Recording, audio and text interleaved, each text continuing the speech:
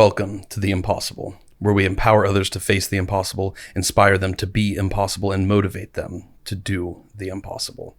I'm Matt, here today, again with my brother, Austin Douglas. How you doing today, sir? Fantastic. Hello, everyone. Absolutely.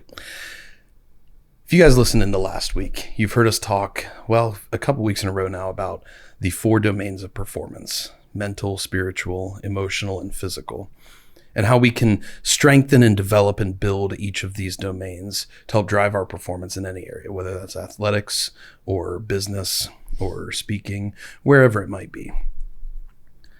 We've spent a couple weeks now talking heavily about the emotional and the spiritual side, and even a little bit about how those can be used to enhance where the physical side may be lacking.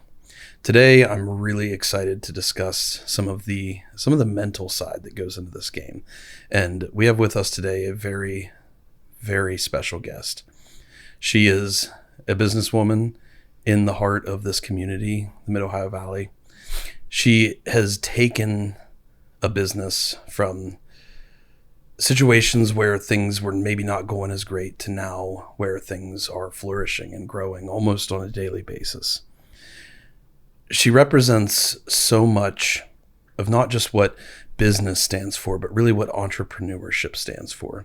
The ability to go out and to create and develop and grow something into a core quintessential piece of not just a family, but of a community, and how it can then tie in to other businesses in the area, aiding them in their ventures, and ultimately build up this entire surrounding community into something that grows into being even greater and being more cherished by those involved in it and being loved by every customer who walks through the door. She is a dear friend of ours. She is the aunt to our daughter Lily, and she is a businesswoman who is still at the beginning of what will be a long and flourishing career. But we are very excited to have her here today because what she's accomplished already is truly impossible. So with that, we welcome Addy Eickert to the show. Thank you for being here today. Oh, thanks, Matt, for having me. Thank you, Austin. That was a very nice introduction. I appreciate it. We just try to give everybody what they're due. We talked a little bit on the last podcast about how we have really grown to seeing people not as they are, but as we know who they can be and who they will be. And after hearing, we'll give you guys a little insight here. We got to hear a very important speech that Addy is currently constructing right now. And we got to listen in on some of it. And after hearing her story and her message behind it and just the power that it holds, we were both very heavily influenced. And we know it's going to be a story that will mean so much to so many of our listeners. So we're very excited to have you here. And so we can see very clearly what you have already grown to become and where you're heading in the future. And we're very excited to have you as a small part of it on this platform. So thank you. Well, thank you so much. I'm glad to be here. You grew up in the Mid-Ohio Valley. You're actually a Lang. I am. If anybody listening knows the family of the Langs up in the Beverly, Waterford area, you probably do know a Lang because there's quite a few of them up there. Yeah, we're everywhere. What was it like growing up? Because I know Lauren talks about it a lot, and she always loved and cherished it so much. What was it like growing up in that very large family environment? Well, it was different. I mean, I didn't realize it was anything different than what anyone else was doing till I got a little older. We just grew up in my entire neighborhood was my family members. There was a part where Lauren moved close to me, which is why I've grown to love her so much. We were neighbors, and she's just the best friend ever. And it felt like whenever I was a kid, we always had our social groups, which was our cousins or our neighbors, which was a lot of the time they were both. And so it was just kind of a situation where you would go to church together, you'd go to school together, you'd just be at all of these occasions. There were so many events that was happening all the time. I mean, it was, my dad, for example, would throw a lot of parties out of the pond where you would have probably 300 people come to listen to whoever it was, whether it was David Ball or just a local singer. And it would be events that we got together and we just kind of grew on. So I think growing up as a Lang, you just had this sense of community and this sense of like family that I don't think many people got to experience. And I didn't think anything of it. Looking back now, it was an absolute blessing to be a Lang and to grow up in such a wonderful community environment. I mean, the Langs are a community. They're honestly, most of them are a powerhouse just in themselves. So yeah, I remember because I didn't grow up like I had a very tight knit family, but we were very small, especially in comparison. And so when I started hanging around Lauren, when she and I became friends, and especially when we started dating and eventually got married, I remember like every time I would show up to like Christmas or Easter, I'm meeting somebody new or multiple people new. And then I'm always like, man, I'm really trying to remember that person's name because there's just so many people. It takes a while to get everybody straight. But I remember growing very fond of that environment as well. Just from the perspective, like you say, it is just it creates like a whole community within the family. And there's a very large support structure there from that. And how you talked about a little bit, which Lauren has talked about, being able to go, and go across the street and there's your grandparents. You go to the next door over and there's your cousins. And anytime you need something, it's just a short walk away. That's a really cool aspect that I think you're right. I don't think a lot of people get to necessarily feel that, especially maybe if you live in like a larger city and you don't have a lot of family or loved ones or maybe even close ones around you. A lot of people think that one of the greatest challenges humanity faces today is loneliness. And with having such a large family and such close proximity and so close from an emotional standpoint as well with a lot of your family members, because I know like you and Lauren were very close growing up, that is quite a powerful antidote to loneliness, I would imagine. Is that something you always felt like you had somebody to go to, somebody to hang out with, somebody to talk with or share stories with as you're growing up? Definitely. And I still feel like that as an adult. I'm still hanging out with a lot of the people who I was hanging out with as a child just because we were in close proximities. Like Ashley, I'm a maid of honor of her wedding. She was my childhood best friend. She was my next door neighbor. Lauren, I see her all the time. She's my cousin, but she's my best friend. So it's like you have just this sense that you have people in your life that were like destined to be there. Like it wasn't just like I didn't have to go out and find friends. Not in my adult life. I went out and seeked friends like we all should. But I have this like sense of just, it was almost like my friends were given to me and presented to me and they were always there. And I know still if something happened, I could call any of them and they would be there with no questions asked. And that's something that I just think is a blessing in itself. That's great. So in the world of entrepreneurship and business, because both your mom and your dad were entrepreneurs and heavily involved in business from probably the time you were born, correct? Yes. My dad had been running his company for 15 years prior to me being born. Mm-hmm. And my mom started over on her entrepreneurship journey in 2005. Okay. So, and what year were you born again? 2001. Okay. So as long as you can remember as anyway. As long as I can remember they were doing this. Yeah. So that had to be just a wild experience to see growing up, to be able to see that entrepreneurial mind and to be able to experience that. And not only that, but just to live it as part of normal day-to-day life. Is that something you always remember yourself being a little drawn to?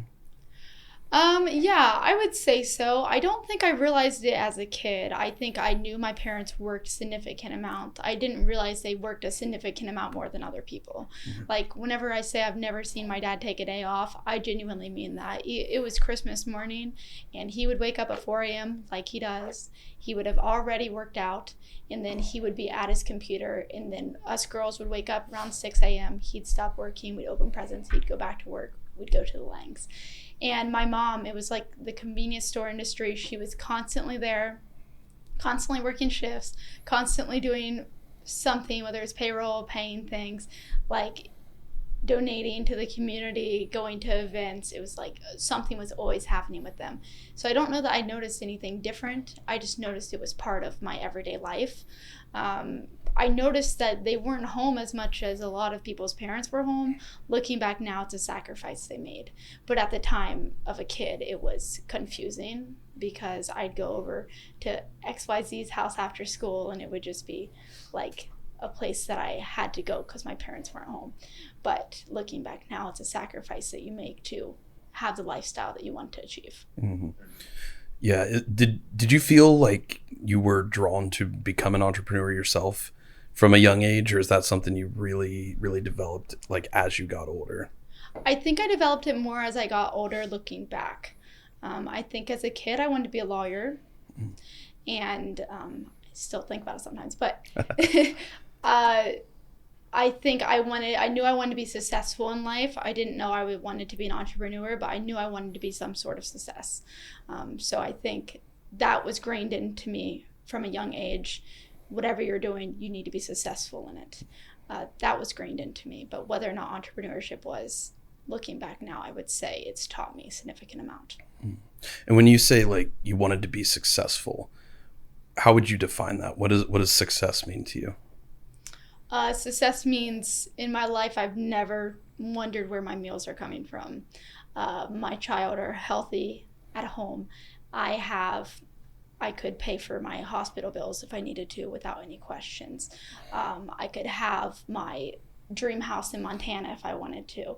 Like, successful to me just means the road bumps that the majority of people have in their everyday lives as struggles, I would not have to have because of a type of success that I feel and I've achieved. Yeah, that makes sense. So strongly rooted in like financial stability and even a little beyond that, like financial freedom, as people would call it. Both. Yeah.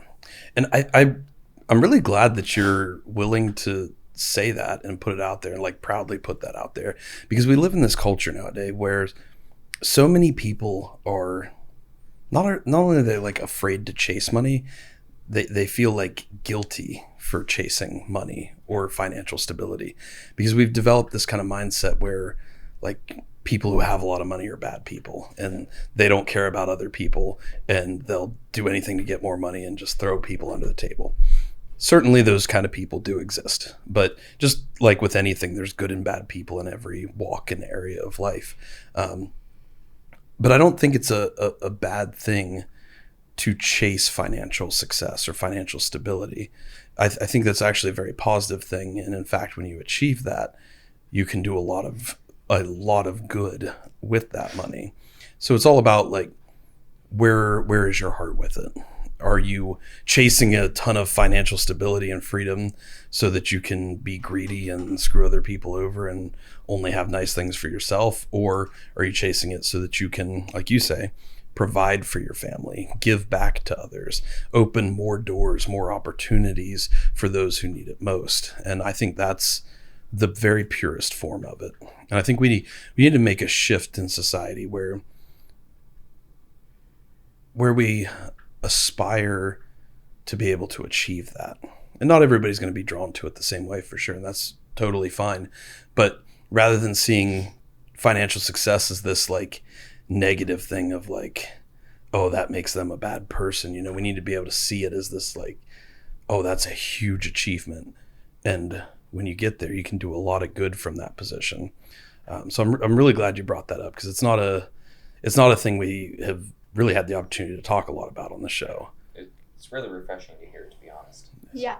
Honestly, the most financially successful people I know are also the most generous people I know. Yeah. They're constantly giving back to their communities. They're like just in their everyday lives, like to different organizations that they feel positive about. Creating more jobs is a huge thing. I mean, people, of course, you're going to have workers, and of course you're going to pay the workers. Like, I see it all the time. But you created jobs. Like, my dad's created 800 jobs. That's huge. 800 people have gotten financial security through my dad. And like, that's a huge thing in itself. Yeah, that's really cool to hear. And your dad is the owner of, is the overall company Lang Masonry, or I forget how the breakdown works. It's Wolf Creek Contracting. Okay. But he owns, I believe, 6 Okay. companies. There's several businesses that are kind of under that umbrella then. Yes. Yeah. Okay. And it's actually definitely one of the bigger contracting companies in this area, but it branches nationally, correct? Yeah. That's incredible. Yeah. He writes for the Light Masonry magazine every single year. He's also got inducted into the Masonry Hall of Fame back in, I want to say 2019, but I could be wrong about that year. Yeah, that's incredible. And so for you, you probably never really had to overcome a lot of that like guilt or being afraid to chase money or financial success or anything, right? That was probably something that was very normalized already in your household. It was normalized and encouraged. Okay. It only got hard whenever I welcomed a child into the world. That's whenever it got hard, because then I felt like I had this external pressure about either being a good mom or being financially successful. And sometimes I still feel like the realm of two worlds don't always collide together. And we don't talk enough about that. Like, it is so hard to balance being a good parent and being a good leader or entrepreneur or athlete or whatever it is you want. That's something I struggle with every single day myself, like every single day. And I don't think there's a clear answer to it. I think we just kind of find the way that works best for us, and we get better at it over time. What's some of your main strategies, Ben? Because you have, for the people who don't know you, Waylon is a little over 2 years old now, correct? Yes. Yeah. He is a beautiful boy, and he has a lot of energy. Doesn't he? As most 2-year-old boys do. But yeah, how do you balance that? Like working in this entrepreneurial business role and, being the best mother that you can for him at the same time. Yeah, some days are easier than others. Some days I'm a very devout entrepreneur. Some days I'm a very devout mother. And most days I'm not both. Yeah. Usually I'm picking one. Yeah. Usually it's a choice. Yeah. But on days I choose to be a good mother, I try to be my best. And on days I choose to be an entrepreneur, I give it my all. Yeah. I really like that perspective. That's actually something my coach, who got me to this 500-pound squat a few weeks ago, Curtis Miller's his name, and he tells me and all of his clients that all the time. He says, whenever you are doing really anything, but a lot of times he's talking about our training sessions, that is the only thing you're doing right now. So he says, when you walk in that gym door, he's like, I don't care what you think about on the drive to the gym. I don't care what you think about as you're walking up to the doors of the gym. The second you step foot in that gym, you are an athlete there to perform at your highest ability for that training session. Nothing else exists outside of that. And I think, again, a lot of people can be thrown off by that of like, oh, well, that sounds selfish, or like you don't care about the other priorities in your life. But I don't think it's that at all. I think it's, you are always going to be the most effective with your time if you give 100% of yourself to whatever it is you're focused on for that moment. And so his philosophy is, and it sounds like yours is the same, when you walk through those doors of your store, you are 100% focused on that store. And then when you go home to be with Waylon and with your family, you're 100% focused on your family. And I think that's how it should be, because that's where you pull the very highest level of performance out in each of those areas that are a priority to you. That's something big we've been focusing on recently, is along with these 4 domains of performance, prioritizing your life. Like, what are your actual priorities? And we don't put a number to it, like top 3, top 4, top 5. Like, what are your biggest priorities in life? For me, I've got 4 of them. Some other people may have a different amount. Once you get those, how do those rank relatively on a very general scheme? What is the ranking system for those? And then once you get that ranking system in place, you can put your time, energy, and resources into them accordingly. Now, there are going to be times where maybe whatever your third priority might be has to be number 1 for a little bit because something fell through, something needs emergent attention, whatever it is. But as a general rule of thumb, how are you delegating that time and resource?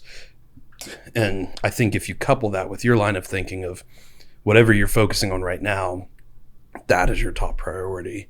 I think that's how you get the very most effectiveness out of that time and energy you put into it.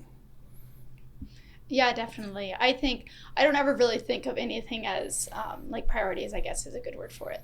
But in my mind, I just do like quarterly goals. So I have goals I want to reach. So then I just make sure I'm aligned to reach my goals, opposed to aligned to make sure that my priorities are in order. Because if that's the case, my priority would always be a mother, and I don't know that I'd ever focus on anything else. So I focus on my goals, and even being a mother, good mother is not even part of the goals. It's just something I'm doing. So my goals, if I'm like X, this is the amount of money I want to make this year. This is where I want to be this year. This is how many employees I want to employ. This is how much sales I want to be up this year. I'm just like, are those goals aligning? And then if so, and if they're not aligning and they're not falling into place, well, then I guess that's when priorities kick in. I need to make that quarterly goal happen. But if they're aligning themselves, I tend to let them play. Yeah. So I really like that you talk about the quarterly goals, because I think a quarter is a really good time frame. It's long enough that it can't happen overnight generally. And it's also a short enough time frame that it doesn't feel like forever away. So Yes. Quarters roughly 12 weeks or so? Yes, I normally do it on like a seasonal basis. Okay. But yes. Yeah. So that works perfectly. And do you do that just from more of like an entrepreneurial and business standpoint, or do you set up quarterly goals for like, okay, here's my quarterly goals for the business, here's my quarterly goals for the family, here's my quarterly goals for whatever else may be important? I've only ever done it for the entrepreneurship. Okay. I've only ever done it for the entrepreneurship. So my goals technically lie in a quarter, and then it goes quarter, then 1 year, 5 year, 10 year, and then my 20-year goal, which is where I ultimately want to be in 20 years. And then at 20 years, once I hit that goal, I can go, okay, well, do I want to continue for a 30-year goal, or do I want to go, okay, that's enough for me, I can settle. So I just want to make sure I'm reaching the goals in time, so that whenever 20 years comes from now, the amount that I've sacrificed has paid itself off by 20 years. Yeah, that's awesome. Yeah, I love looking at things from that kind of perspective, because I think the human mind in general is so easily tricked into, we vastly overestimate what we can do in a short amount of time, and we underestimate what we can do in a long amount of time. You hear a lot of business guys say people always overestimate what they can do in a year's time, but heavily underestimate what they can do in 5 years' time. And I think it's because we can conceptualize a year, but even a year I think is difficult for a lot of people now. I know for me, way back when I first set up the goal for the marathon and raising all that money and running the marathon, like a year seemed forever away. And then you go through the process and it came around quite quickly. But even then it was hard to think that far ahead. And I think a lot of people struggle with that kind of long-term thinking. You know, we all become very hyper-focused on, like, what do I need to make happen right now? Like, how do I just get through today? And that's all well and good. You know, I don't think we should spend all of our time thinking so far advanced in the future. But like you say, it's good to have those goals to ensure you're making progress. Otherwise, you run the risk of, as Alex Hormozy would say, living the same 6 months on repeat until you die.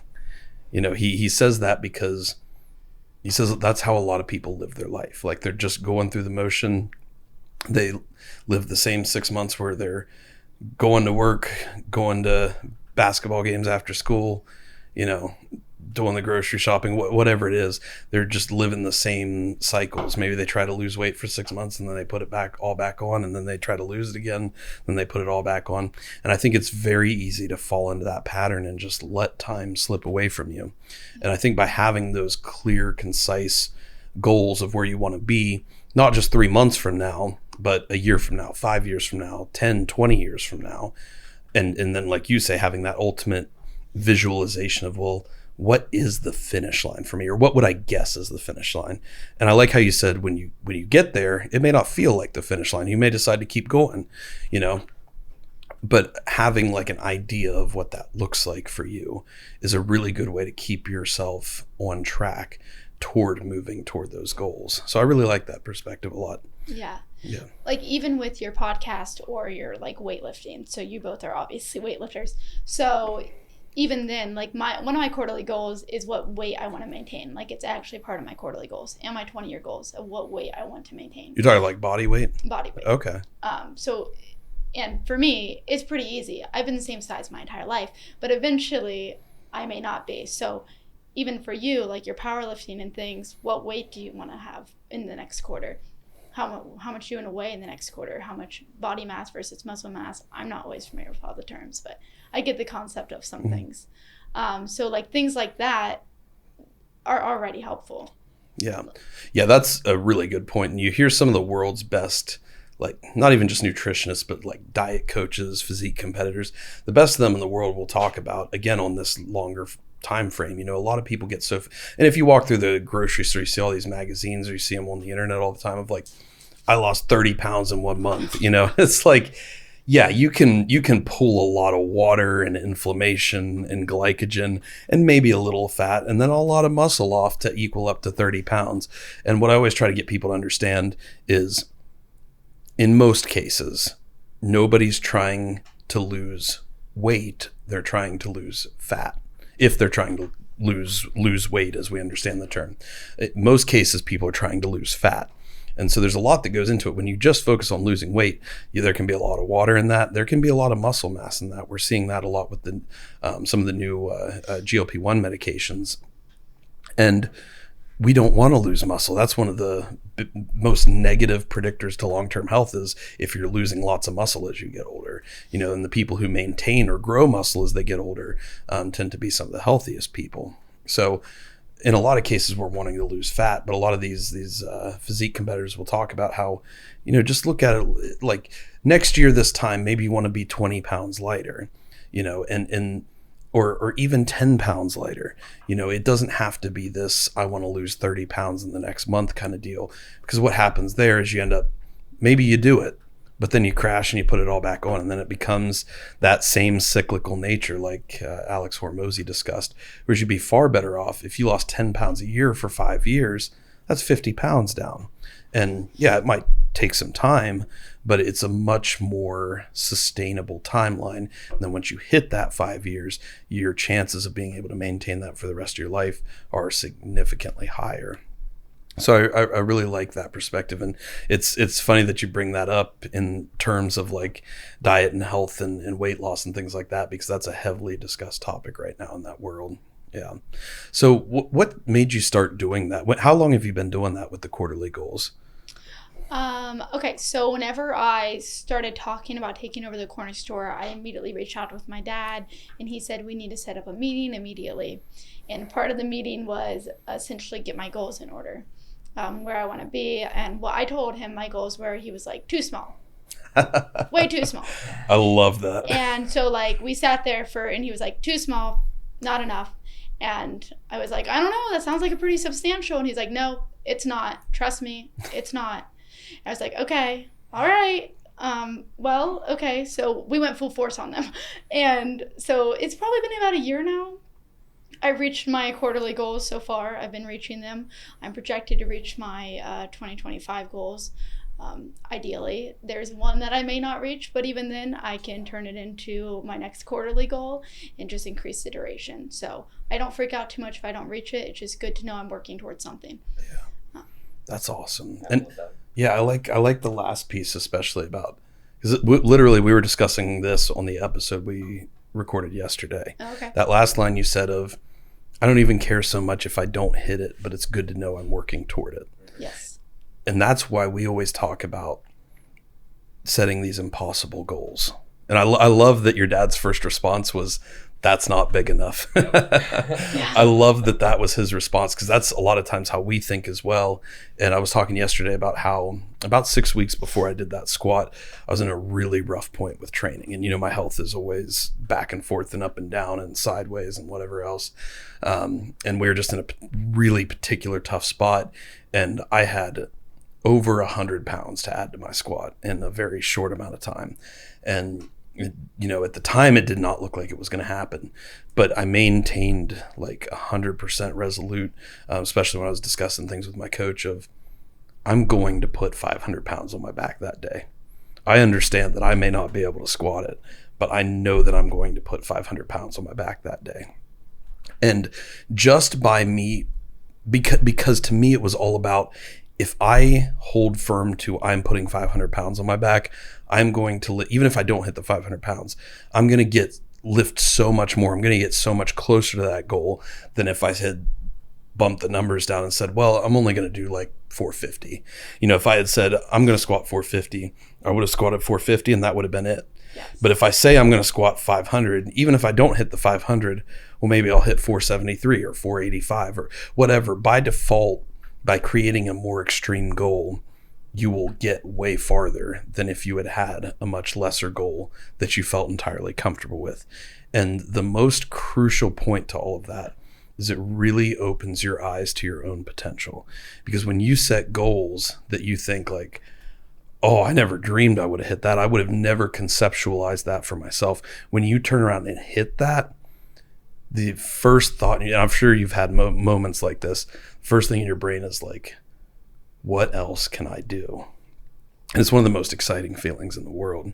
Have you had moments like that in business where maybe, and I know you've only been doing this for like a year, you said, but have you hit goals so far that when you and your dad set them initially, you were like, I don't know if that's going to happen or not. Have you had that experience yet? Well, so the quarterly goals are normally, like right now, I'm doing renovations on the corner store. That's what I've been working on. Customers can hopefully see it. I can see it. But it's just like certain things that needed fixing. So, of course, I didn't, like, the walk-in was not a plan. It just sort of happened. That was not part of the plan, so it wasn't even in the quarterly goals. But quarterly goals right now are normally renovations of the store and sales. So, yes, sometimes I'm like, that's astronomical. Like my deli's up 150%. There we go. Like that's astronomical. Never planned on hitting that. Wasn't even part of the quarterly goals. Wasn't even part of it. It just so certain things fell into like upgrading deli equipment turned into more. Making a really large call that was going to potentially making a large call that was going to change the atmosphere of the store. That was something that wasn't really even in the plan, but it changed the store's atmosphere significantly. So yes, whenever I hit some things, I'm like, it's crazy that it was actually able to become into fruition. But there's also things that I didn't plan that I'm like, that's even crazier.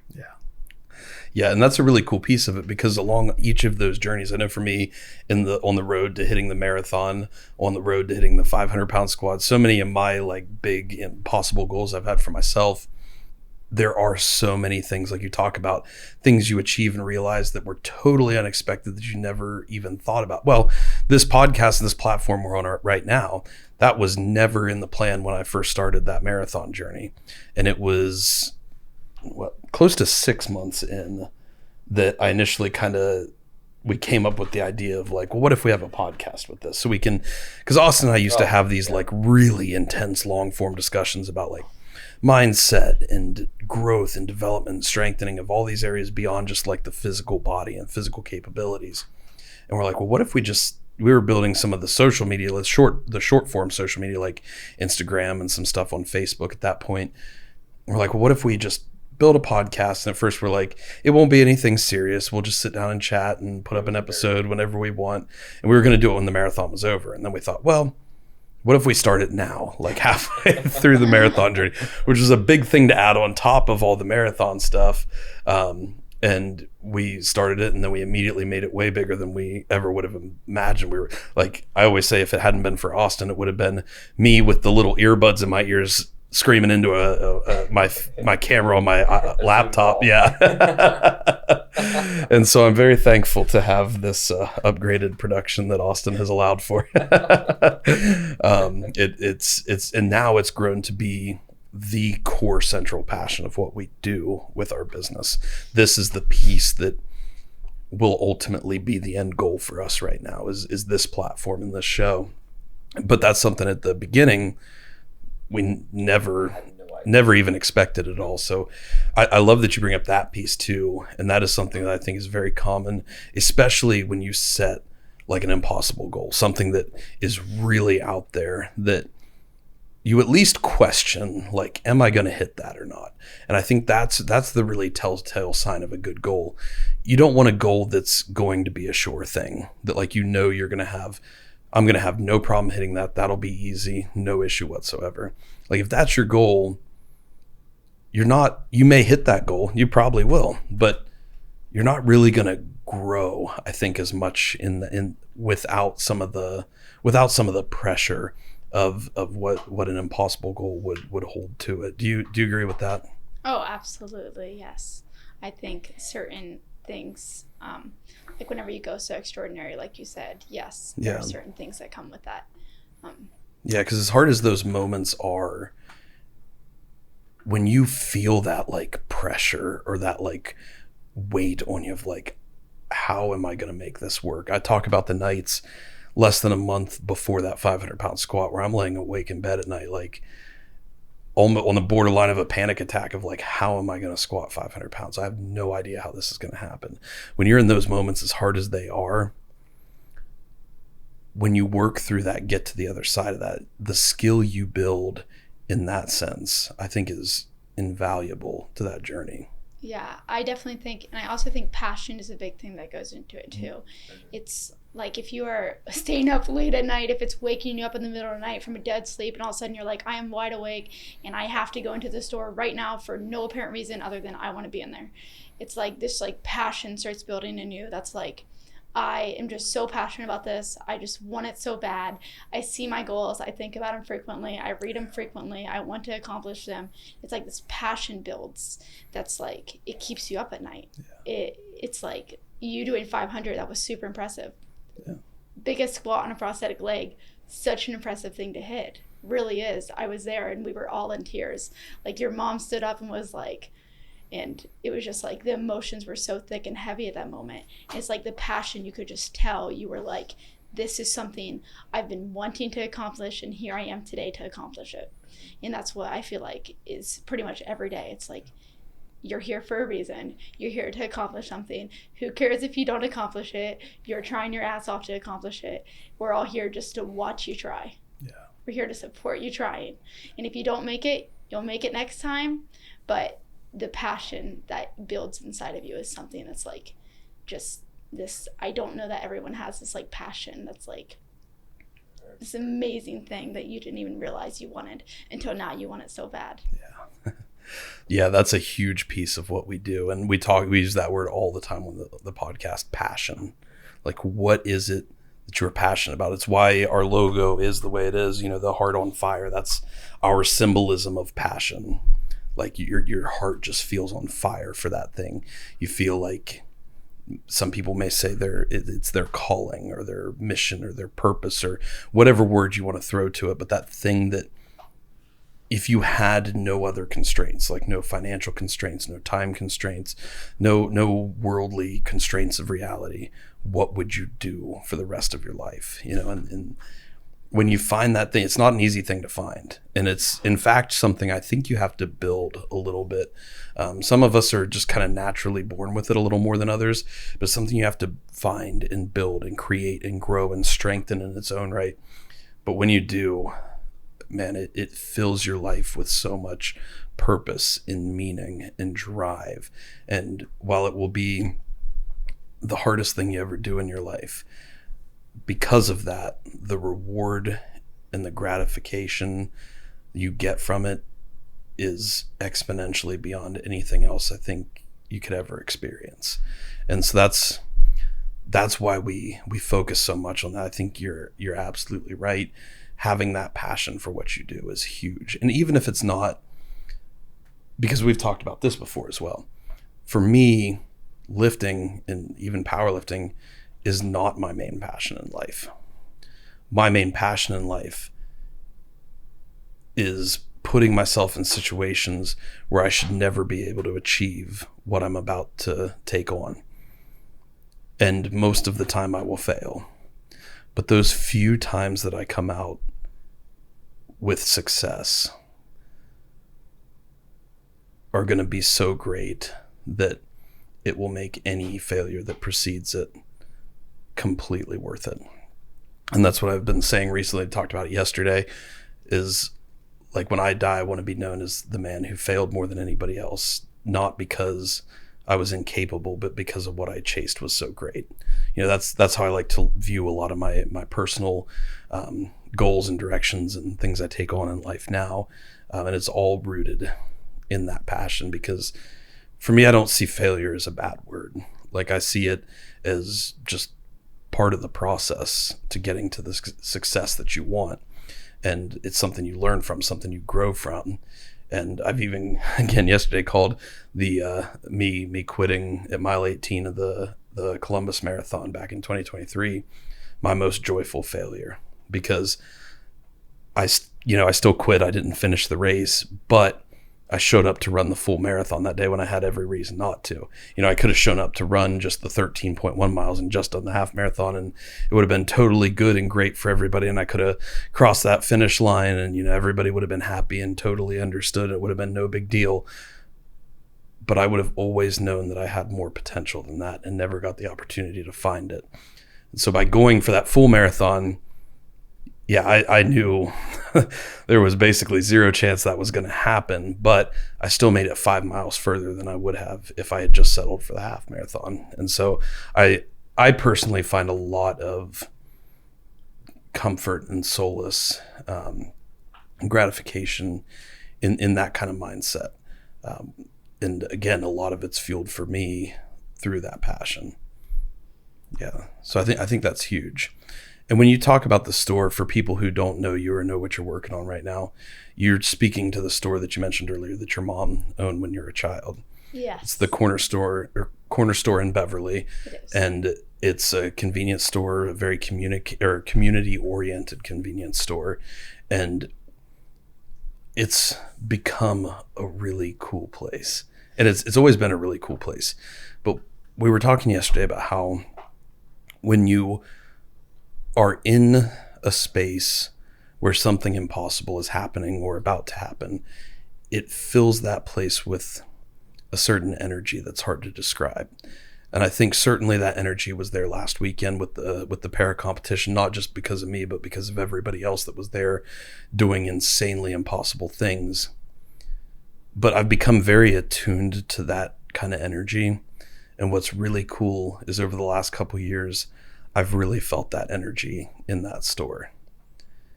It's grown into a place where you walk in and you're like, something beautiful is happening here. And I love that feeling.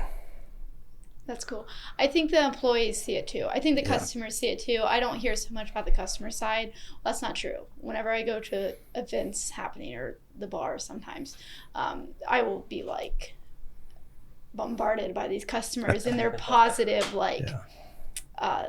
positive feelings and emotions towards the store. And you don't realize it until you go out into the community, because it's not something I even really always have time for. So whenever I do go into the community for whatever it is, I try to make a chili cook-off and the big things that I know the people are going to be there. It's just exciting because it's everyone's there and everyone wants to talk to me, and it's I want to talk to them too, because their experiences with the store, they have their own. And I have people who are oh, I want to work for you. I want to work at the store. I'm having more and more applications for the store. I'm having more and more and less employee turnover. I mean, for the customer side, they're probably thinking it's more, but it's a different environment, I would say. So I try to make sure that the employees I have are the employees that are right for the store. And sometimes you don't know until you hire someone, but it's you find this sense of community and partnership in your employees, and you need the right ones there. And even them, I can see they're getting passionate about the store. I see passion inside of not only the store itself, but the employees and the customers. It's this whole thing has just developed into a beautiful, wonderful thing that I didn't even imagine happening. What's that feeling like when you interact with people that way? You have them come up and they say, hey, essentially what they're saying is, hey, what you're doing is important and it matters, and it is very positively affecting me in my situation in life. It's quite the blessing. Yeah. It really is quite the blessing. I mean, it's something that I'd never anticipated happening. I just thought people like the store, people love my mom. I thought I'm going to have so much backlash from this. But I've had overwhelmingly positive stories, and it's just so fulfilling, because I don't think about it very often. I don't think about the speech. I mean, I did whenever I was writing it, but For the most part, I don't think about the accomplishments very often. I just think about the goals and where I'm going. So to hear people's feelings on the accomplishments, it's quite fulfilling. And it tells me that on the days where I'm like, I should just give up.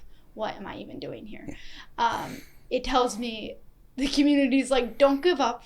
We see what you're doing. We know it must be hard, but don't give up on us. Yeah. It's like the community also sees that this must be quite the challenges to overcome. Yeah. And it's a blessing. Yeah, we both know 100% what you mean there. And it's because you put so much time and so much energy into it. And it's hard on a day-to-day basis to see that progress, even with the quarterly goals. Just on a day-to-day basis, it's easy to have those thoughts of like, what am I even doing here? Does this even matter? Is this where I should be putting my time?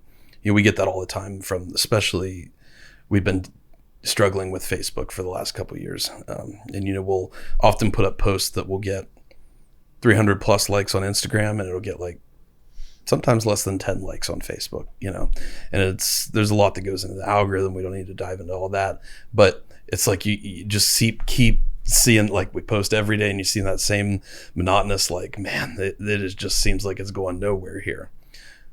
But then at least a couple times a week, I'll hit a moment where I see somebody I haven't seen in a while, or I'll hear from somebody, something happens and they say, man, I see everything you're doing on Facebook and I think it's so cool. And I'm like, holy crap. Like, it's actually reaching people. Like, it doesn't feel like it is sometimes, but it's actually reaching people. And it's that same feeling you describe of like, it does matter. It is growing this community, it is changing this community. It's positively affecting this community in ways that you couldn't have even foreseen. And so to give people like a little bit of an idea of what this journey has looked like, you've taken over basically like head of operations for the corner store for, is it 2 years now, 3 years? How long's it been roughly? It's been 15 months. Holy cow. So like since Lily's been alive, essentially.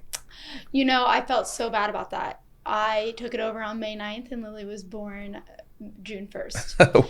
And What'd you feel bad for? So terrible. Well, because you guys were about to welcome your baby that I was so excited, and I was like so excited for, overwhelmingly excited. Lauren was about to go on summer, which is like our time to shine together. Like, we can tear some things up in the summer, like Amish country tomorrow. Yeah. And then I was like, oh my gosh, they're about to have a baby. I even had this conversation with Lauren. I was like, I feel terrible that I'm about to take on something so large in my life that I'm thinking our friendship will be changed. And it has in some ways, but in a lot of ways, it's stayed pretty well the same. Yeah. What did Lauren tell you when you told her that? She was very supportive. She was extremely, your wife is always supportive. I've never heard her, she has never not been supportive to me. She is one of the most beautiful people inside and out I've ever met. She is. And like you say, like from a support perspective, I could talk forever on this show about that in regard to everything we're doing here.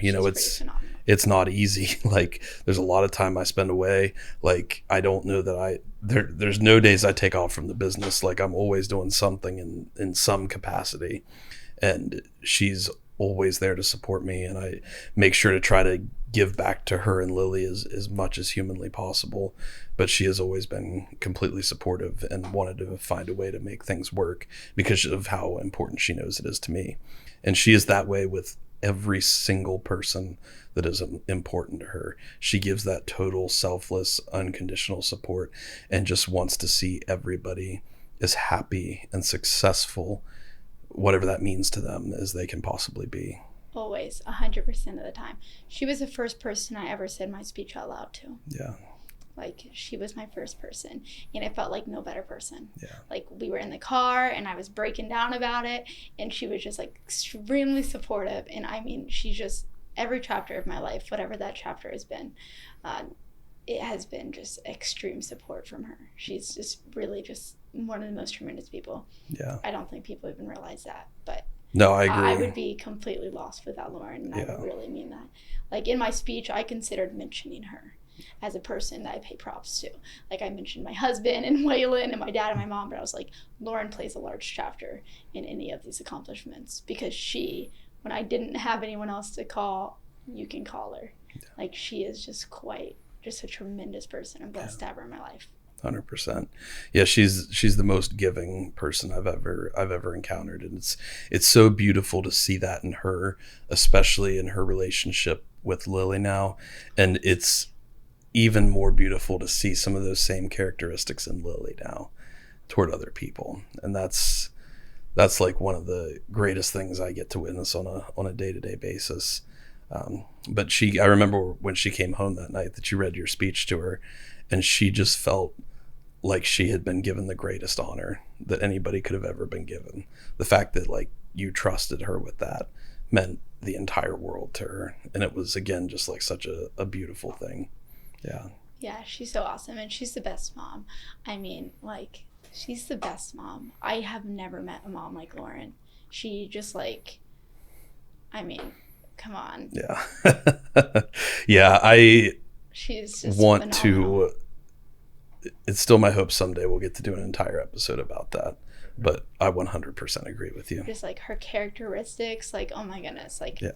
I have my faults. I'm certain she has none. Like, I have never seen her anything less than, like, I don't even want to say the word perfection because no one's perfect, but like, she's just so compassionate and caring of a human, like, and she's like that totally just Lily, and she's so rooted in like patience and love yes. and kindness, and that's something that has been incredible for me in my journey because, you know, I think sometimes people, when they get into relationships or even if they're in long-term relationships, they tend to think in like, oh, we're just so different, how could we ever be together, you know? And it's like, I think the people that are most different in a relationship, when your partner is very different from you, I think it's actually a huge advantage because that person is going to see things in you that you won't see in yourself, and they're going to be able to help push you in certain areas that you may not want to push yourself in, but ultimately it's going to allow you to grow in ways you never would have. And for me, that has been in patience and compassion and loving and gratitude, things that I would have never developed myself without her. And so I think it's, you know, even though Lauren and I are very different people in a lot of ways in our core foundation, you know, I think we both care immensely about those things that matter to us most. But along the journey, she's been able to help pull so much out of me that I wouldn't have been able to access otherwise. And so I think it can actually be a huge advantage in a relationship to have something like that. Yeah. Definitely. Yeah. So with the store you took over, it's really only been 15 months. I thought it was like 2 or 3 years at this point with how much you've accomplished. No, it's been a much shorter time than that. It's been a significantly shorter time. So just to give people an idea of kind of where things have grown, to show what you've been able to do in this time frame, you know, what basically has the store been able to do in this time frame? You kind of took over head of operations. It's, again, your mom's store, and you're actually in a process of one day being able to take over as owner of the store yourself. But right now you're running operations. Where did things start for you? What initially drew you to wanting to do that, and where have things been able to go in that time frame? Honestly, there was a moment, and I'm not even certain why there was a moment. I had zero interest in taking over this store. Zero. I was all about selling it, like, which we had talked about for a little while because my mom was getting to the point where she wanted to retire. So it made sense to sell it. But there was one day, and I'm not even certain why, me and my mom, we were just together at this thing, and she was like, and all of a sudden it just came out of me. I was like, I want to own the store. And so I told her that I wanted to own the store, and she was like, Addy, this store is a significant amount of work. You have I had a 10-month-old at the time. And she was like, Addy, it's going to be extremely hard with a 10-month-old. Like, this is going to be extremely challenging for you. I don't think you understand how many hours goes into the store. Like, it's a convenience store. It's hard work. So I'm not certain what the turning point was. It was just one day, for whatever reason, it felt like just like, and I'm a religious person. So I just felt like God spoke to me and was like, you need to have this talk and you need to have it now. And then I did. And then I was like, I walked out and I was like, what did I just say? And the next day I came back and I was like, no, Mom, that's how I feel. I do want the store. And she was like, okay, well, go for it. So then we did. Yeah. And I'm not certain why. Honestly, I'm not certain why. But as a religious person, I will say whenever I feel like God is at the store, whenever I ask a prayer, whether it be whatever it be, I feel like 99% of the time it comes to fruition.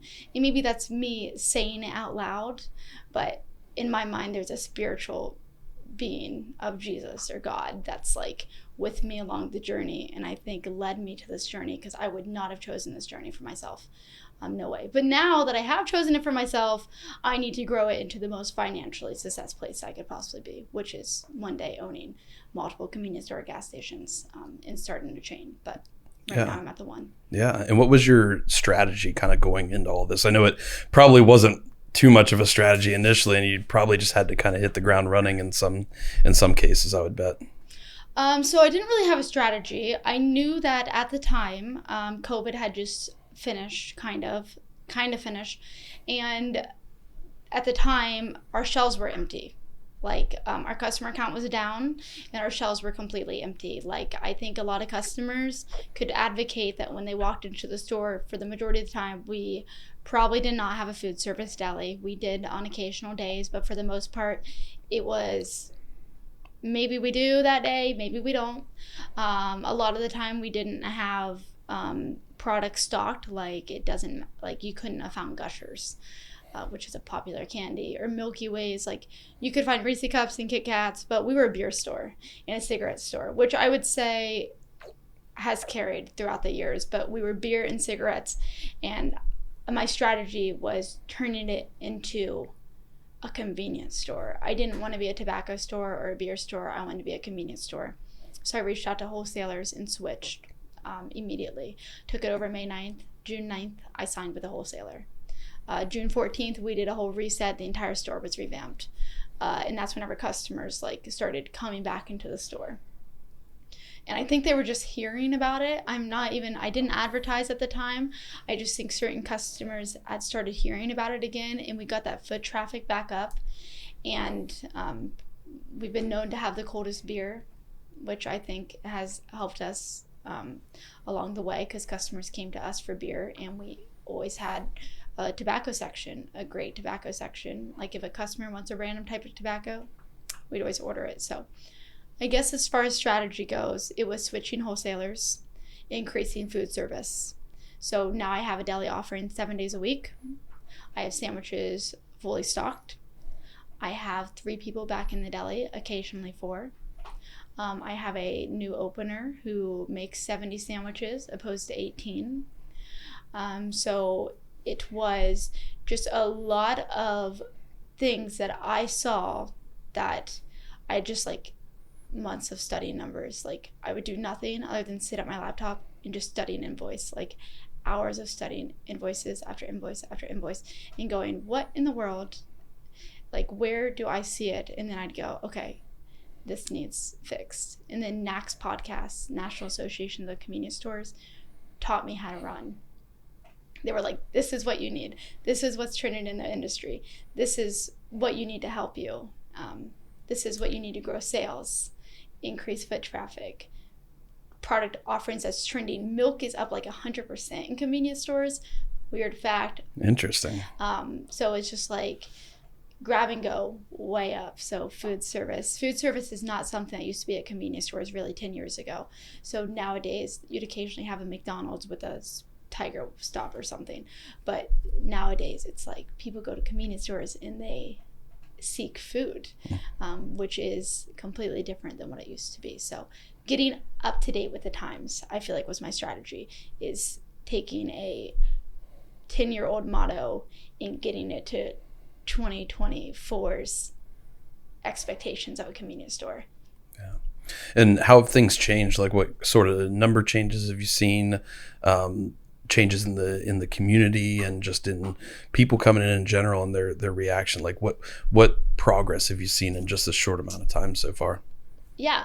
So my deli's up 150%.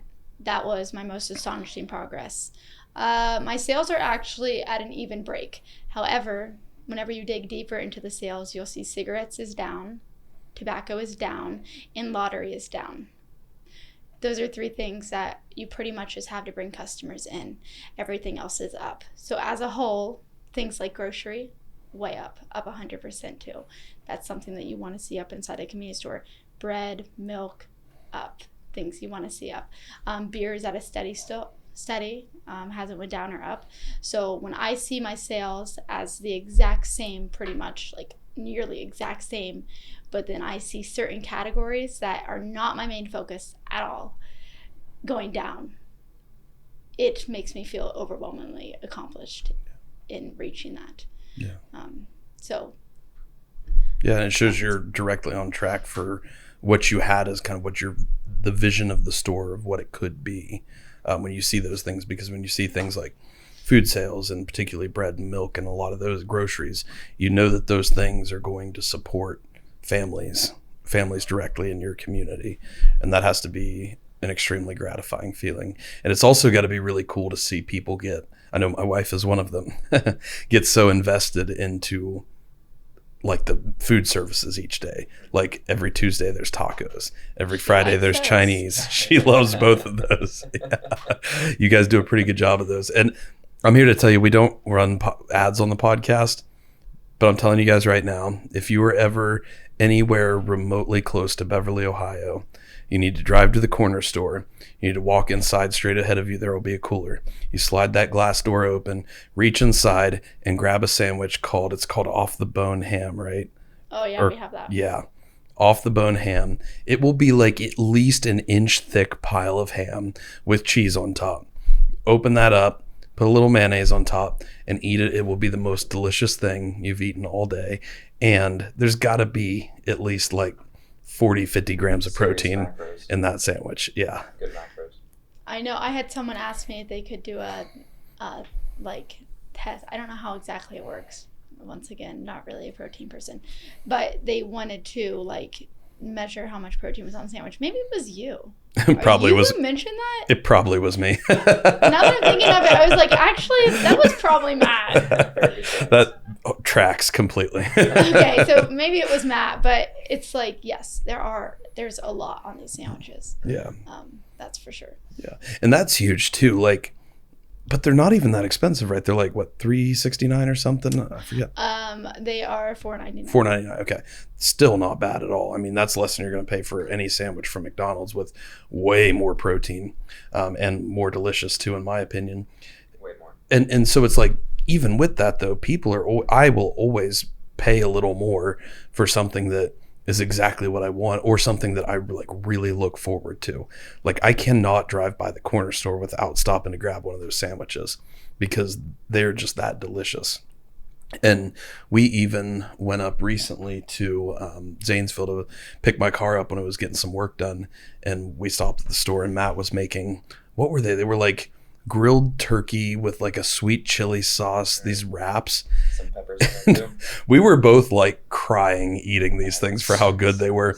And we were both like kicking ourselves that we didn't get two that day. Get more that day. Yeah. And there were people like in the front of the store checking out buying beer or something, and they're like, man, something smells good. And I'm like running sales at the front of the store. I'm like, you guys need to go back there right now. He is not making very many of these. You need to get one of these turkey wraps. They are so freaking delicious. And in fact, why don't you grab two of them, because they were that good. And so I think that's just a really exciting part for the community of fresh cooked, like really kind of like home cooked meals, especially with some of the people you have working back there now, and you can just run in and grab it. And it's kind of an exciting thing to find out, well, what are they going to have today? And that's a really cool aspect of the store that I know I've enjoyed, Lauren's enjoyed, a lot of us have really enjoyed having recently. So, and I know it's important to you, because what were you doing at 4 a.m. this morning? Oh, yes. I was opening. We do a breakfast shift, and everything that could go wrong. was absolutely going wrong. Yep. Like, I got in there and I was like, well, it's Labor Day, so I have plenty of time. I should have got there at midnight, but I got there at 2, because that's what time I set my alarm for, not because I just like slept in, just what time I set my alarm for. But I was like, I can do it because I'm only going to make like 20 sandwiches. The breaker kept tripping. This is not an issue we have. So like it kept tripping and I kept untripping. And eventually I said a prayer. I was like, I need this to stop like immediately. And then it did. Okay, I really think you got to manifest things. I was like, I need this to stop immediately. And then it did. And I was able to cook them. But it was 3:15 by the time I got my breakers to stop tripping. I opened my doors at 4 a.m. And so the sandwiches, I was like, these are not the quality I'm serving to customers. So I made 20 sandwiches and I was like, I'm giving them all away for free.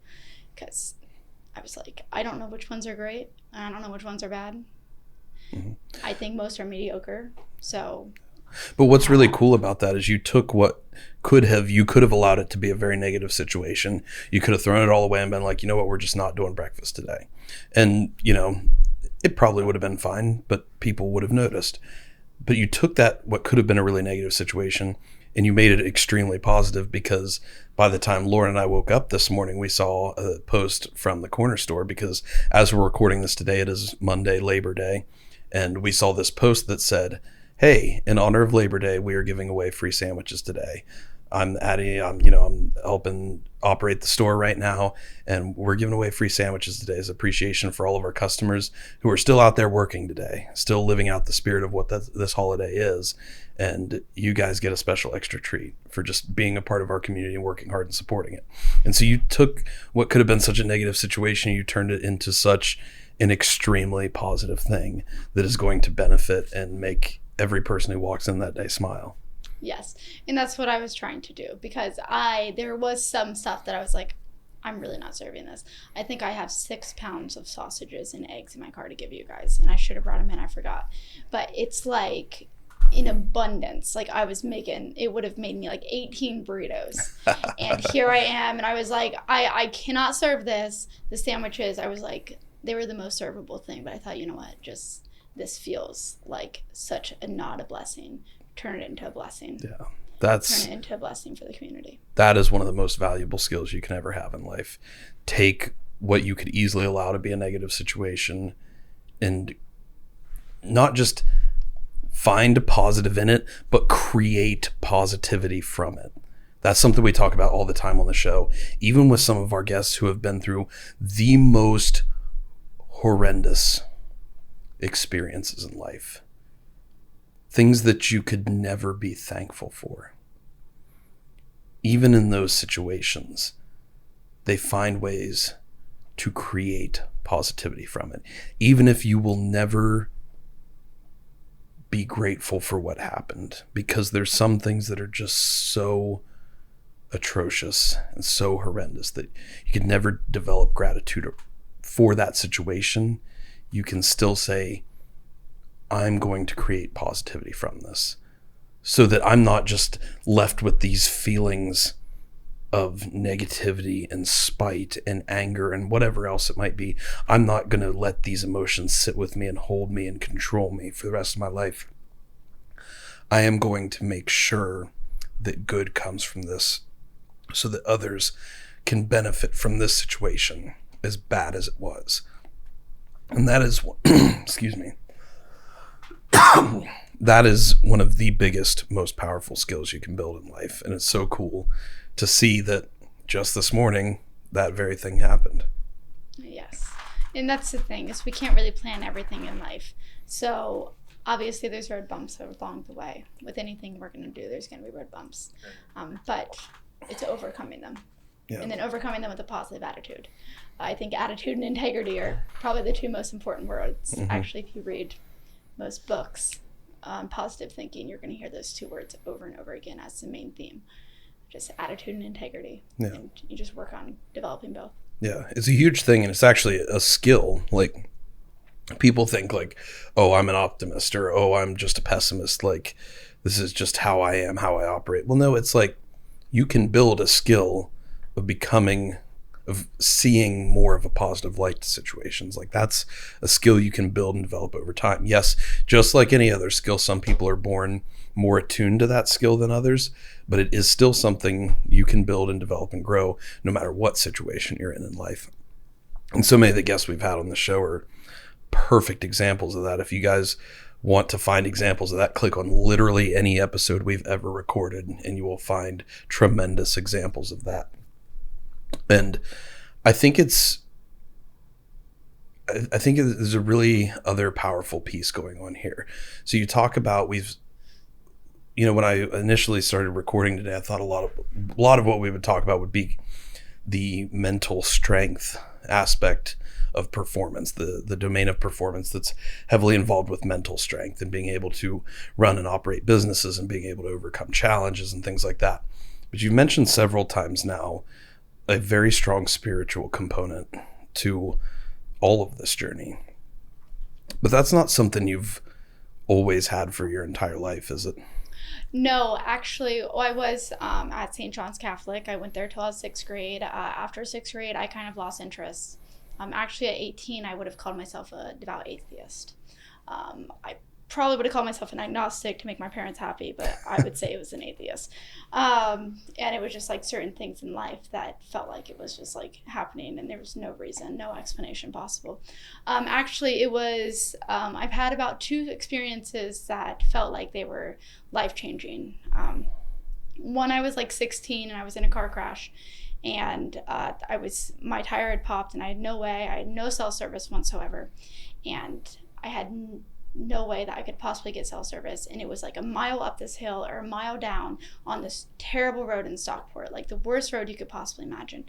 And I was like, I have one option here. And I was like, I'm just going to start praying that I get 1 bar of cell service. I didn't even move from my position. And it let me make a call. And I called to a person. I was like, I need you to come get me immediately. My tire is popped. I don't know what to do. Can't drive the car. It's inside of a ditch. And immediately after the call hung up, cell service gone. And I was like, I just pushed it off to like, that meant nothing. That meant absolutely nothing. That proves absolutely nothing. That is a completely situation that proves nothing. So I went about my life still as an agnostic. Actually, it was with Lauren that I decided that I was going to potentially seek religion. It was just a week that all these spiritual things started happening to me. Lily needed a diaper change, and I was at one of Lauren's appointments in Columbus with her. And Lily needed a diaper change, and the diaper bag was in the back of my rental car. And I did not realize at the time that this particular car, I guess, I had Waylon out of the car seat, and I had Lily out of the car seat, and I was going around back. Lily was probably like 6 months at the time. It was back in December. It was snowing, and I went to the back of the car, and at the time, Waylon locked the car, and it was like 15 degrees outside. It was snowing. It was so cold. I had this little baby with me who was in a t-shirt and long pants, but no socks. And I was like, I don't even know what I'm going to possibly do here. So there was a man that walked past me, and I was like, I need your help. My son is locked inside this vehicle. I have this little baby who I literally have inside of my jacket zipped up. I was like, and I just need like help to get inside this vehicle. And like he stood by me, and eventually there was another guy who apparently worked at the hospital and was like, we have hospital security. Do you want to come with us? And I was like, well, I am not going with you. I'm staying right here. But this man was like, I will go. So after the man walked by, it was like 4 minutes later, and I was like, this is taking a lifetime. We've been out of the car for like 30, 40 minutes at this time. And I was like, this is taking an absolute lifetime. So I said, God, if you grant wishes, I called them wishes. I said, God, if you grant wishes, please grant me one now. I'm not kidding. Whenever I say 20 seconds later, Waylon crawled up, unlocked the car, I was inside. And I, once again, was like, this could be a completely hypothetical situation where this just happened, meant nothing. The guy comes back to my car and was like, how in the world did you get in? And I had no reason to tell him that I said a prayer. I just went, the craziest thing happened. I said a prayer, and all of a sudden, Waylon unlocked the car. And he said, believe in him. He is real. And that is the first time I've ever had an interaction with a stranger like this. Wow. And honestly, I was embarrassed. I didn't even tell Lauren about this till recently. And then a few days later, I had lost my phone inside of the corner store, and one of my employees, we were like looking everywhere, like 2 hours of looking. I needed it to do the ordering at the corner store. And she was like, she goes in the office and she comes out and she said, I found your phone. And I like searched that office high and low. I said, how in the world did you find my phone? And she said, I said a prayer and all of a sudden I just knew what to lift up. And I was like, that 2 days ago, I was locked inside of a car and said a prayer. And then today, you're finding my phone for saying a prayer. And then that coming Sunday, our friends Stephen and Courtney invited us to church. And Matthew was like, I kind of want to go. And I was like, you know what? I kind of want to go too. And then since then, I have just felt this like overwhelming sense of spirit around my life and like this protection and peace of mind, quite frankly. That's awesome. That's really cool to hear some of those stories. And because we talk about this spiritual domain of performance, I think it's the hardest one to really elucidate and really put words to and define and give direction to. And I think it's kind of that way by default, and it's meant to be that way. And for a lot of us on this show, it's going to mean something a little bit different to everybody. What has it meant to you in this journey beyond just those experiences, but with situations like what happened this morning, and I'm sure so many other situations in between? What has it meant to you to have that spiritual strength as an aspect of this journey? It's helped me tremendously. I mean, it's helped me tremendously. I don't know that I could wake up every single day with a positive attitude without it. Like, people say everything happens for a reason. I sent you something about that. But it's like, it feels like you don't ever know what the reason is. And like today, it just felt like the breaker was tripping and I was not strong enough as a human to make this breaker stop tripping. Like, I don't know how to fix this electricity. It's 4 a.m. and 2 a.m. And I was like, I can't call anyone. My only potential right now is to say a prayer, and it never tripped again. So like, and I mean, it tripped probably 15 times. It was 40 minutes of it just tripping. I was like, I just have to say a prayer, and it worked. And it's worked for me abundance now. And people will say like, I've heard God's voice or whatever. And I just believe it to be true. Like, I've woken up from a dead sleep because what I'm thinking about, it's like a voice that I've never heard before speaks to me. And I genuinely believe it's God, because it's like, it's something that wakes you up in the middle of the night. Like, it's like this voice that all of a sudden you're like, I'm awake. You're like, I'm awake and I'm listening. And it's something I've just never had before. Even growing up in a Catholic church, I didn't know God, but now I feel like I not only know him, I have a relationship with him. Yeah.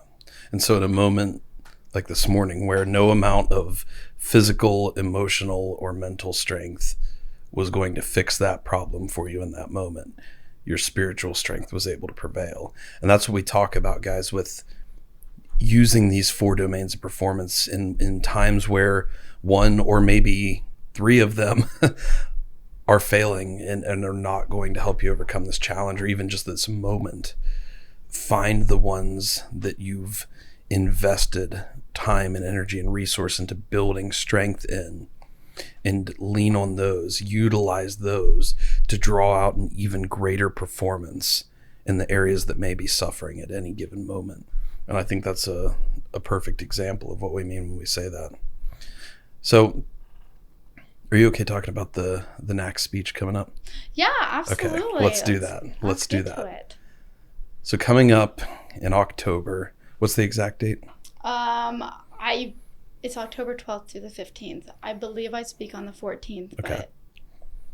Yeah. So in mid-October, you're going to be stepping on stage for a tremendous opportunity in not just the world of convenience stores and growth and development in that area, but for you personally as well. And you're going to you have been selected amongst many, many, many people to step on stage with a small group of your peers to share your story with thousands of people who are trying to do exactly what you've done. What does that mean to you to have that opportunity? Well, it's a good question, not one I think about frequently. You know, I was there last year, and I sat in and I want to see the owners of Wawa. I want to see the owner of Speedway and 7-Eleven. And to see my name on a billboard next to Speedway and 7-Eleven and Wawa's feels quite overwhelming. It feels imposture, quite frankly. It feels like it's not settled in that I have no reason that NACS picked me to be put on the stage. Quite frankly, it feels like imposter syndrome. And how are you working through overcoming that? Because I think that's something so many people struggle with, including myself from time to time. It's something we have to be able to get past, because you're not an imposter because you're there. Like, if you didn't belong there, you wouldn't be there. You know, the situation of an imposter getting through happens very, very rarely in life. And in this particular organization, if they didn't want you on that stage, you would not be there. And we'll give you guys a little inside scoop. Just before we recorded this podcast, we actually got the honor of hearing Addy's speech. And when I heard her story, even though she and I are so close and she and Lauren are so close, when I heard her story, there were so many things in there, just beautiful moments of this journey that I had never even known about. And there were times that it almost pulled tears from me with just how beautiful and powerful this story is. And so after hearing her speech, I stood up and I told her, I said, not only are you going to be speaking on this stage, you are going to be the star of the show. And I truly hold firm to that, and I truly believe that, and I can't wait to see what happens in October. But even with all of that, I know that those feelings of imposter syndrome are not easy to push away. Have you found strategies in working through that? I'm just reading a lot of books right now, which is what I do whenever I don't have the mindset myself. I think there are people who have been in this exact same situation for generations, who have written books and have provide knowledge. So that's what I pretty much do, is I read a lot of books on the situation, and it provides me with the mindset of people who have been public speaking before, which is not something I've done. So I just feel like whenever I'm reading a book, it brings me this like sense of like knowledge that I wouldn't have otherwise. And it brings me like this like also type of strength that's like, okay, well, I can do it if they can. Yeah. But I'm not, Yeah, I still don't really know. Yeah. I still don't think I've processed it. I'm not certain I'll process it till I'm on the stage. My dad was like, you need to realize how big of a deal this is, and I still don't think I have. I've listened to the podcast, I have done my research, and a part of me still like, I know I can do it. I've already did it. I was, from the time that NACS told me they wanted me on, I did not sleep out. Dropped that night, I wrote my speech. One night, that speech was written. I knew exactly what I wanted to say. I did not plan on signing up for this. In fact, I didn't sign up for this. But now that I am here, I'm like, obviously, NACS even seems excited to hear my story. And if they're excited, I just feel this overwhelming sense of grace. Yeah. Like, if I can lead one person who has a similar story or similar mindset or similar struggles, then I've accomplished it. Then I've accomplished the entire thing. Yeah, absolutely. And that's a great perspective to have toward it. And we've heard your story now, and we are incredibly excited. We understand why NACS wants to hear your story. Mm-hmm. And I can't wait to see what happens in October. And I think it's okay as well that you feel like you've still not even processed it, or you feel like you've not even understood exactly how big of a deal this is. I think that can happen more frequently than not with an impossible goal. And we were just talking last week on the podcast that Austin and I recorded. I felt that same way with the 500-pound squat. And it's why you got to see it in real time, but you see it in the video. At the end, my whole face looks in anguish almost. And I think it really concerned a lot of people because they thought I was in pain or I was hurting, and it was actually absolutely none of that. We discussed what was going on there on the episode last week, where for me, it was a sense of returning to reality, because we discussed how I kind of go to this world of flow state when I'm going through that squat. And that moment where my face releases and my body, my spirit re-enters my body. It's the realization of what just happened. Did that really happen? And I was really in this strong moment of disbelief for a while after that squat of there's no way I just did that. How did that even happen? And I think that's okay.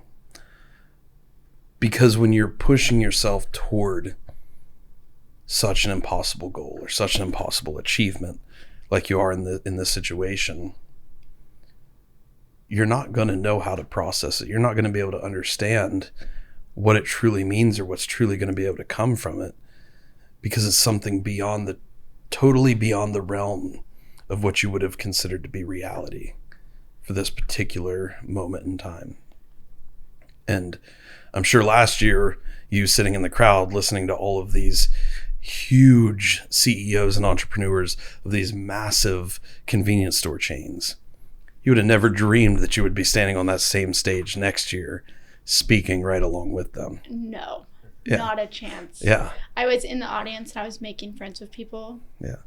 In the audience, and I was and I'm looking back, I'm there's gonna be people in my audience.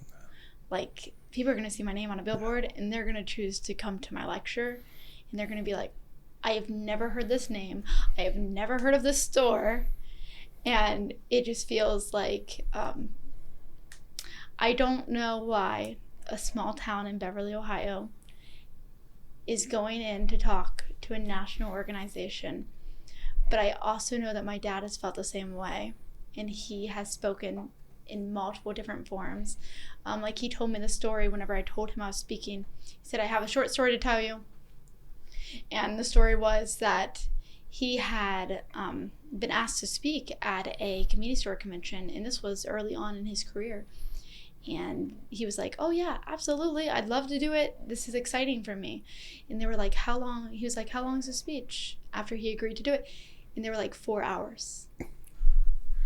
And he was that's why I wrote my first book, is because I already had my book written. And it just told me this is my story and I know what to say. It's my childhood and I know how to tell it. No one knows my childhood and my story better than I know my story. And I hope it comes off well at NACS. I hope people understand where I'm coming from. But for the most part, I'm you know what? If I go up there and tell the people exactly my story and exactly my point of view from it, I'm not an imposter, because nothing in it's a lie. It's all the truth. I love that. That right there. If you guys didn't hear that, go back, rewind 15 seconds and listen to that line again, and then listen to it again. And in any situation you're facing in life where you feel like you don't belong, you're not worthy, you shouldn't be chasing what you're chasing, maybe you even have people telling you that, I want you to remember that line. You're not an imposter, because everything you're doing, everything you're speaking about is already happening, or it's already true. I love that. Austin, did you have anything else today, brother? Well, that was wonderful. Really appreciate you coming on. So I appreciate you having me. It's very exciting. Addy, this has been one of the most beautiful podcasts we've done in quite a while. And I'm really excited that we were able to capture it on the new multicam yes. setup that we've got. If you guys can't see this is a beautiful setup. If for people listening on Apple Podcast or whatever you're listening on Spotify, this is an absolute beautiful setup. You should go check out their YouTube page just to see it.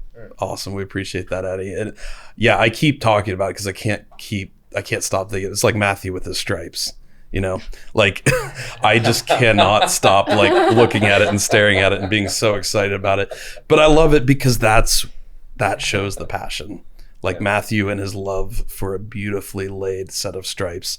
And he's got a lot of skill for it too. Yeah. That's where his passion lies. And it's a beautiful thing. And just like when you feel like you've got to go just be in the store at midnight, like that's where your passion lies. Yeah. And one thing about Matthew is he's taught me how to be a much more outgoing person. Because he is one of the most outgoing people I've ever met by a long shot. And he has just taught me how to be this more outgoing person. Like I used to there was not a chance of me going out to like these events, but now it's like, I love it. He's taught me how to be more outgoing whenever I'm like, I'm fine with sticking to my shell. He's like, no, we need to go out to the people. We need to go out and do this. Yeah. He has these like ambitions that he says and thinks that I'm like, you are 10 years ahead of where I am right now. And he's like just such outgoing, so ambitious, so just ready to take on just these things that even I am like, it's just, I don't know. Yeah. And that's another beautiful example of how when you have a partner who is either very different from you or just has different natural skill sets from what you do, they can really help you develop and grow in a lot of areas that may not be 100% natural to you. And who knows, maybe this opportunity wouldn't have happened if you hadn't developed that skill along the way of being more outgoing and being able to approach people and being able to talk to people in that way that Matthew is so naturally good at. So I love that you bring that up because it's just another perfect example from so many of the things we discussed today. But before we close, usually in these situations, I like to ask people to reflect back on who they were in some of their darkest, most difficult, most challenging times. And I ask them what piece of advice would you give that person from who you are today. But I actually want to do something a little bit different with you today. I don't want you to think back to that person that you used to be or in those times that were most challenging in your life. Because of so much of what you've discussed today, I want you to think forward to that person that you know you will be when you hit that 20-year plan. And whether it's a question or gratitude or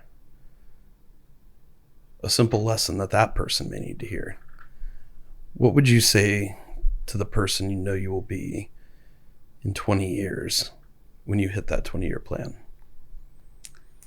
The sacrifices that you're making today that feel nearly impossible and maybe that you shouldn't be making, all paid off now, worth it. I love that.